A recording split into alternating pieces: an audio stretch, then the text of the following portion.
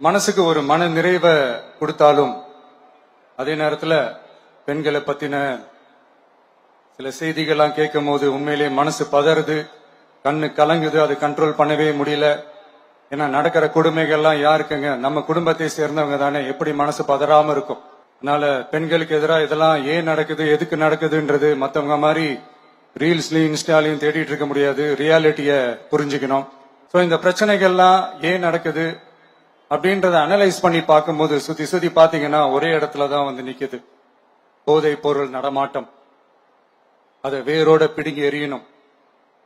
இது வந்து 2026 போன மாசம் மே மாசம் 10ஆம் தேதி இந்த பிரச்சனை புதுசா முளைச்சு வந்துடல.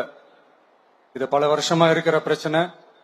பல வருஷமா இதை கண்டுக்காம விட்டதுதான் அந்த வேர் இவ்வளவு ஆழமா பரவி இருக்குது.